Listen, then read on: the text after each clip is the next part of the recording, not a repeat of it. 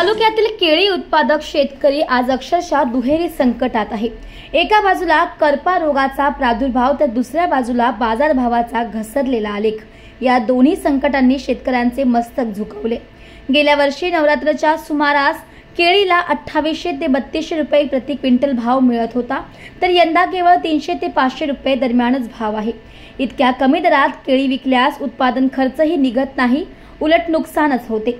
केळी हे पीक केवळ तालुक्यातील नव्हे तर संपूर्ण धुळे जिल्ह्यातील शेतकऱ्यांसाठी महत्त्वाचे नगदी पीक मानले जाते। या पिकावर शेतकरी मोठ्या प्रमाणावर खर्च करतोय। खत, औषध, सिंचन, मजुरी, वाहतूक अशा अनेक घटकांवर हजारो रुपये खर्च होत आहे। मात्र यावर्षी करपा रोगाने केळीच्या पानांचं नुकसान करून झाडाच्या वाढीवर परिणाम केलाय। परिणामी उत्पादनात जवळपास 50% घट झाली आहे। त्यावरून शेतकरी काहीतरी मिळेल या आशेने बाजाराचा रस्ता धरत असतानाच व्यापारी वर्गाने हात वर केलेत। अशी परिस्थिती इतकी बिकट झाली आहे की शेतात पिकवलेली केळी झाडावरच कुजत आहेत। व्यापारी फोनवरही शेतकऱ्यांशी व्यवहार करण्यास तयार नाही। शेतकऱ्यांच्या कष्टाचे फळ झाडावर सडताना पाहणं हे अत्यंत दुर्दैव आहे। शेतकऱ्यांच्या घामाचे रूपांतर आता कर्जात होत आहे।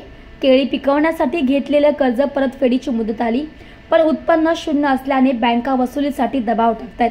त्यामुळे शेतकऱ्यांची आर्थिक आणि मानसिक स्थिती दोन्ही ढासळत आहे। माझं नाव सत्यपाल पाटील, मी गेल्या 25 वर्षापासून केळीमध्ये काम करतोय। केळीला अत्यंत तुटपुंजा भाव आहे। जेवढं 300 ते 400 रुपये प्रति क्विंटल शेतकरी केळी विकतोय आणि व्यापारी घेतोय, आणि त्याच व्यापारी वर्गाने पाठ फिरवली आहे शेतकऱ्यांकडे।